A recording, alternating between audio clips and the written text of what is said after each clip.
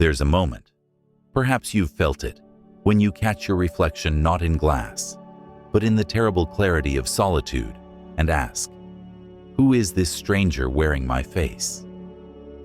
The Swiss psychiatrist Carl Jung spent his life studying this very question, and what he discovered will shatter everything you believe about yourself. We are not one person. We are not even two. We are a symphony of selves, most of whom we've never met, and some of whom we've spent our entire lives running from. Even now, as you hear these words, there is a part of you, long silenced and buried under the weight of who you were told to be, that quietly shapes your choices, strains your relationships, visits your dreams, and breathes its unease into every moment you can't explain. Jung called this your inferior function, the shadow self that holds the key to everything you've been searching for. But here's the unsettling truth. The person you think you are is largely an illusion. The real you, the one you were before the world taught you to forget, is waiting in the place you're most afraid to look. This is not another personality test. This is archaeology of the soul. Are you ready to meet who you really are? Let me tell you about the most dangerous lie ever told about human nature, that you are who you appear to be. From the moment we draw our first breath, a subtle violence begins. Not the kind that leaves visible scars, but the kind that shapes souls. Your parents, with the best intentions, begin the work. Be good. Be quiet. Be smart. Be normal. Teachers continue it. Society perfects it. And somewhere along the way, you learn the most sophisticated art form of all, becoming someone else while believing you're being yourself. Jung understood this with startling clarity. He saw that most of us spend our entire lives as refugees from our own nature, meticulously crafting personalities that feel foreign to our deepest selves. This video is for you who have ever felt out of place without knowing why. Today we're going to explore not only Jung's 4 personality types, but what they really reveal about the deep truth of who you actually are. And maybe for the first time, you'll start to understand why certain decisions drain you and others make you feel truly alive. From childhood, we are molded like clay by the invisible hands of culture. You're too sensitive. You need to be logical. Stop dreaming so much. How many times have you heard something like that? And how many of those phrases, without realizing it, became internal walls that limit who you are? Carl Jung believed that most people live under an identity that doesn't belong to them. He wasn't talking about falsehood, but about conditioning, that kind of silent programming that makes us believe we are a certain way when we're really just playing a role. Maybe you have a natural impulse to create, imagine, connect abstract ideas, but you're trapped in a job that only demands repetition.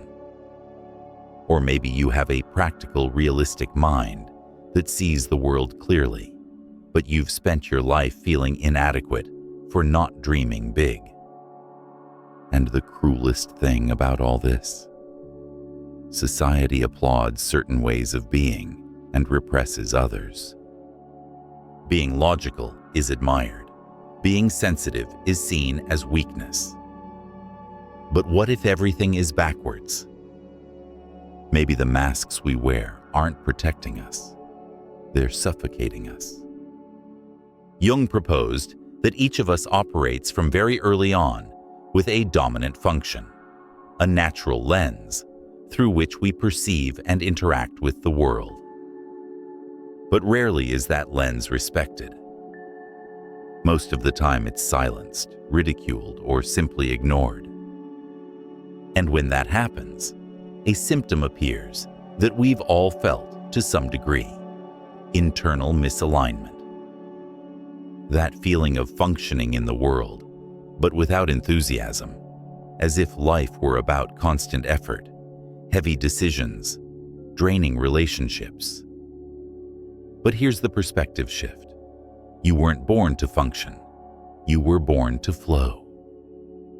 Imagine living in harmony with the way your mind really operates, making decisions with lightness, feeling full of energy with your choices, building relationships that don't drain you, but nourish you.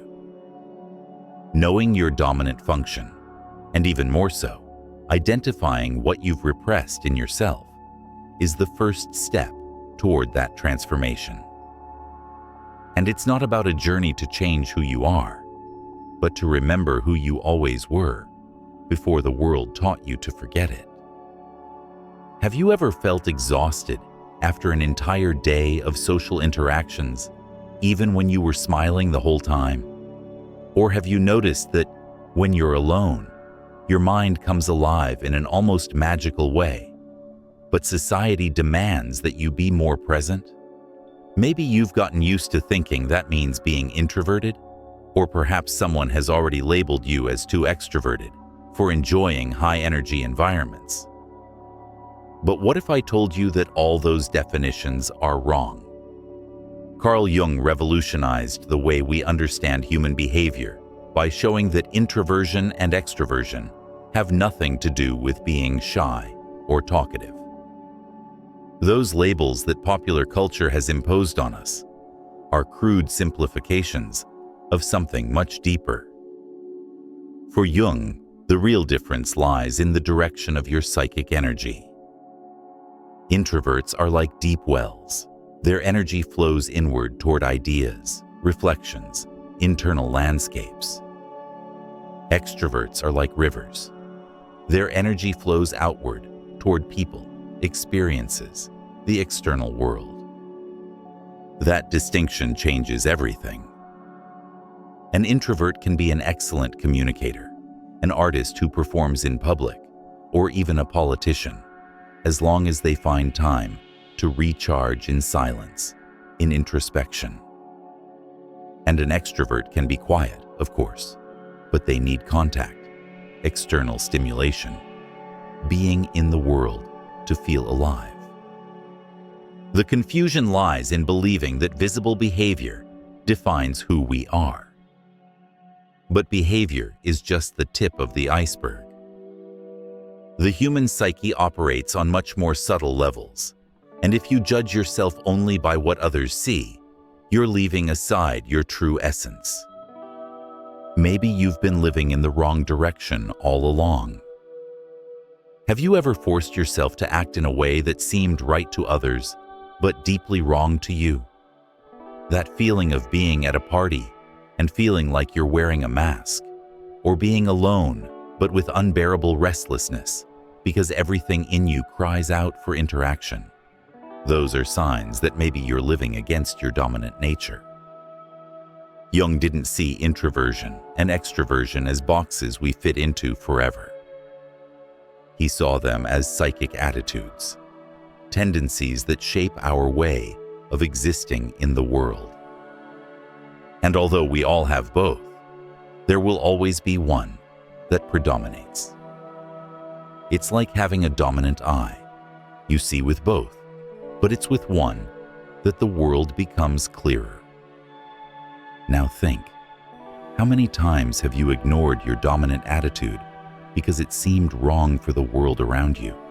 How many career, friendship, or lifestyle decisions have you made trying to fit in instead of expressing yourself? And here comes the most important point. Introversion and extroversion are just the entrance to the labyrinth.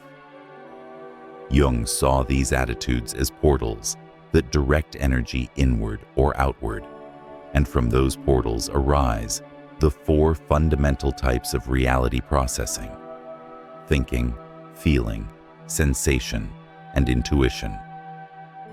Each person possesses one of these four functions as dominant, and these combine with the introverted or extroverted psychic attitude to form each individual's unique psychological type.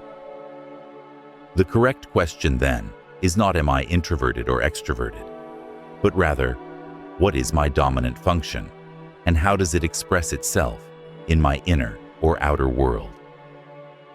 You could be an introverted thinker, like a master craftsman in a quiet workshop, dismantling ideas with surgical precision until truth emerges.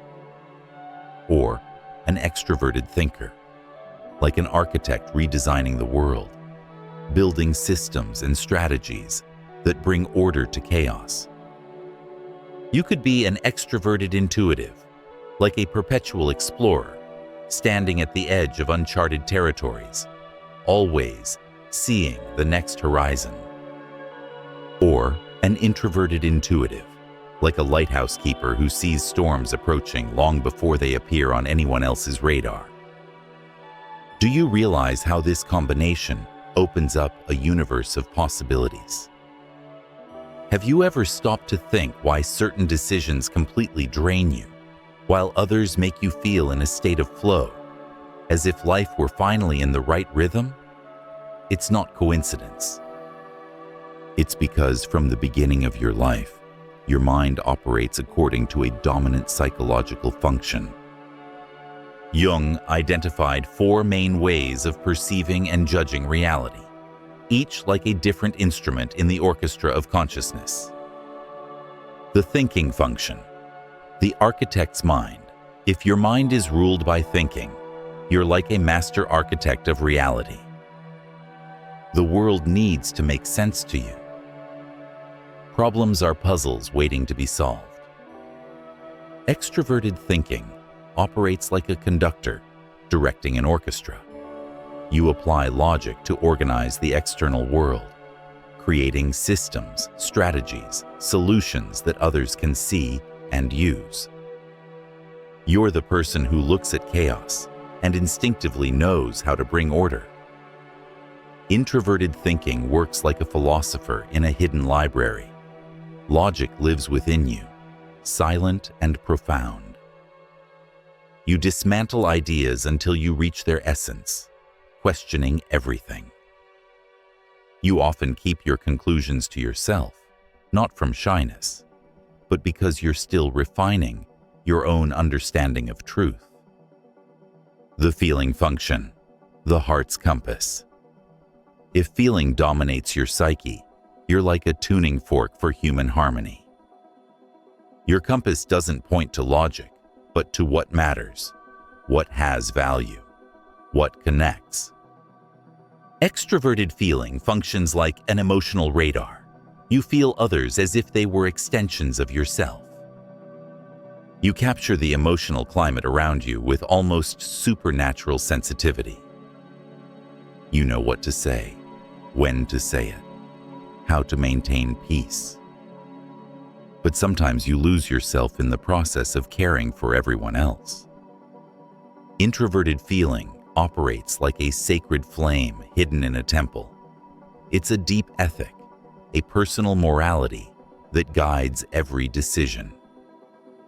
You rarely seek approval because you act from an inner conviction of what's right, even when the world doesn't understand.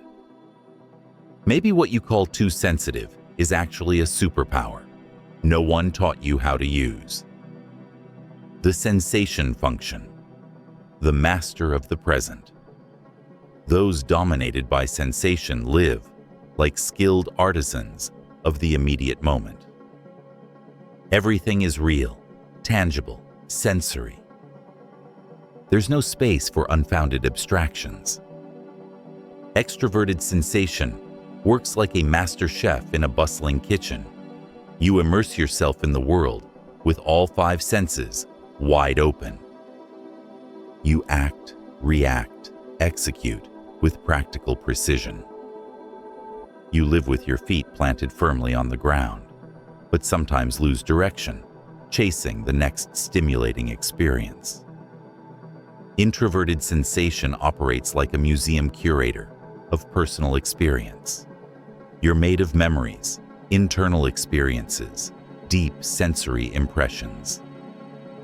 You value what's been lived, what's proven, what has withstood time's test. You're reliable and constant, but may resist change for fear of losing your carefully built stability.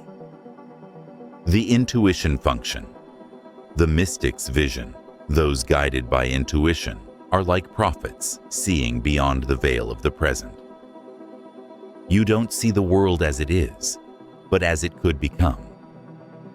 Extroverted intuition functions like a visionary inventor in a workshop of possibilities. You're an inexhaustible source of ideas, connections, innovations. The world is an open field of potential, waiting to be discovered. But you risk never finishing anything, because there's always another fascinating possibility on the horizon. Introverted intuition works like a lighthouse, scanning the depths of consciousness. You don't explode with ideas, you illuminate them slowly. You have sudden, almost prophetic perceptions. You don't explain, you simply know.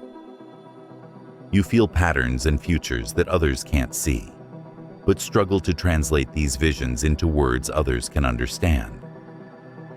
What Jung offers us isn't a formula to cage our identity, but a lens to observe the magnificent complexity of the human psyche. You're not just one of these functions. You have them all, but in a specific hierarchy. And while your dominant function governs your conscious mind, the others, especially the inferior function, inhabit the shadows of your personality.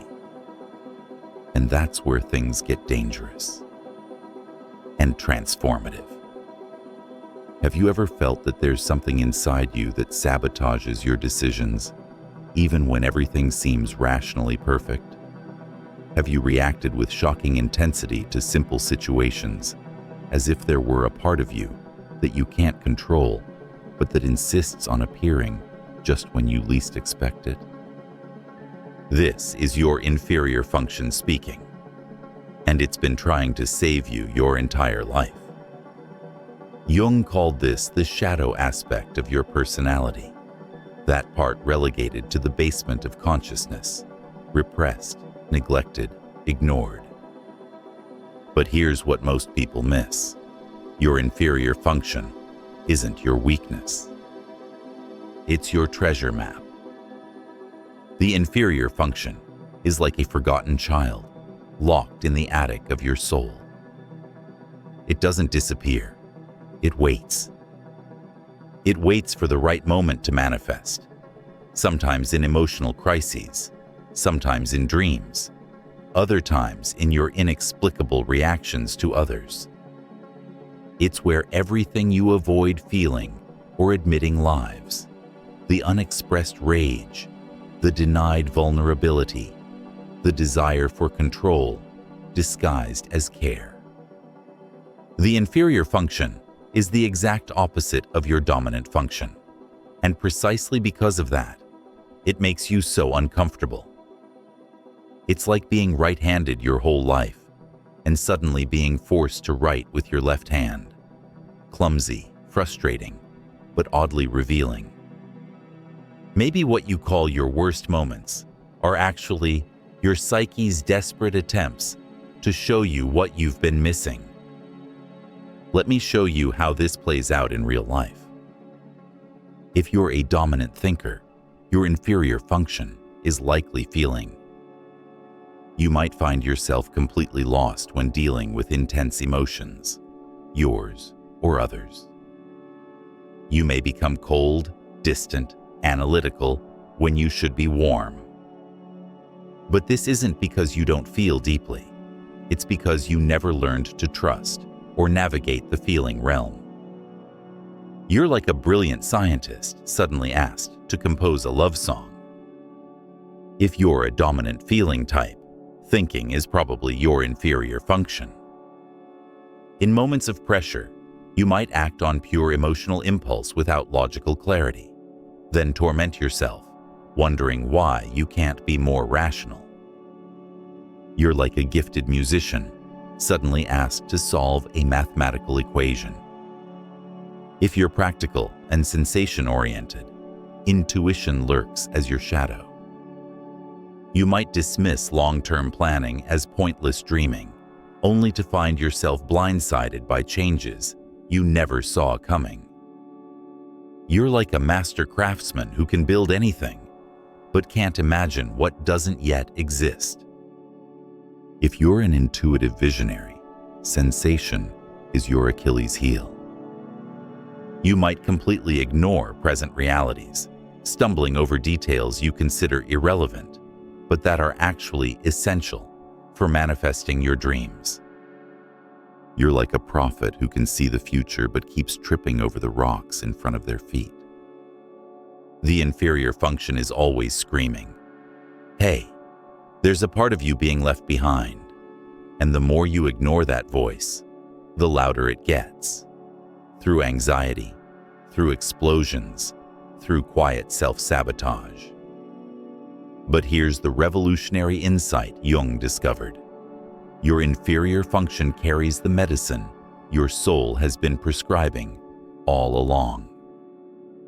When you begin to integrate your shadow, something extraordinary happens. You stop living at war with yourself. You stop judging your emotions as weaknesses. You begin to understand that feeling is also a way of knowing, that analyzing isn't avoiding, that dreaming isn't escaping, that being present doesn't mean abandoning vision. The thinker learns to feel and becomes wise. The feeler learns to think and becomes powerful. The practical dreamer learns to envision and becomes creative. The visionary learns to build and becomes effective. Jung called this process individuation, the journey of becoming who you really are, not just who the world expected you to be. And that process demands something most people aren't willing to give: the courage to meet the parts of yourself you've spent a lifetime avoiding. But when you do, when you finally turn toward that neglected function with curiosity instead of judgment, you don't become someone new. You become someone ancient, the person you were before the world convinced you to edit yourself. The inferior function, when integrated, stops being a threat and becomes a silent ally, a reservoir of untapped strength, wisdom, and balance, waiting to be claimed. Maybe the stranger you fear meeting in the mirror is actually the missing piece you've been searching for all along. The ancient Greeks carved into the temple at Delphi, "Know thyself." But they failed to mention the price, that to truly know yourself, you must first have the courage to unknow everything you thought you were. Jung's gift to humanity was not a map of personality types, but a mirror reflecting the profound truth that we are all refugees from our own souls. Every mask we wear, every role we play, every function we overdevelop is both our survival strategy and our prison. But there is a moment, and it may be this moment, when the exile can end. When you stop asking, "What am I?" and start asking, "What have I refused to be?" When you realize that your greatest strength was never your dominant function, but your willingness to reclaim what you abandoned. When you understand that integration is not about becoming someone new, but about remembering someone ancient, the person you were before the world convinced you to edit yourself. The inferior function doesn't whisper from weakness. It screams from wisdom. It carries the medicine your soul has been prescribing all along. You were never broken. You were never incomplete. You were simply interrupted. The conversation with yourself that began in childhood, the one that was cut short by expectations, by fear, by the relentless noise of other people's dreams, that conversation is waiting to resume. Right here. Right now. The truth is that for most of our lives, we were trained to fit in, to choose a path, a posture, a way of being, and stay there, quiet, as if the complexity of the human being could be reduced to a label or 4 letters from a test. But Jung showed us something infinitely deeper. You are not just your dominant function. You are also everything you repressed, denied, forgot. You are the whole, the clarity of reason and the chaos of emotions, the firmness of the present and the mystery of what is yet to come. You no longer have to live as if you were fighting against yourself. You can live in harmony with your own nature. And that harmony begins with self-knowledge, not that superficial kind made of empty phrases or magazine horoscopes, but honest knowledge, sometimes uncomfortable, that demands courage to look at what you don't want to see, but that liberates. Because when you understand how your mind works, your conflicts gain context, your pains acquire meaning, and your decisions stop being just reactions and become conscious expressions of who you really are. And maybe throughout this video you felt that, a silent recognition, a memory, as if something inside you were awakening little by little, returning home. Jung believed that this integration was the true purpose of human existence. Not to be perfect, not to be successful, but to be authentic. To become who you really are, with all your lights and shadows. He said, "The privilege of a life is to become who you really are." The question is no longer, what is your type? But what parts of yourself do you continue to deny? That's the invitation, and that's the path. Not to become another person, but to finally return to yourself. The question is not whether you're ready to change. The question is whether you're ready to remember. Who you really are has been waiting your entire life for this moment of recognition. Welcome home.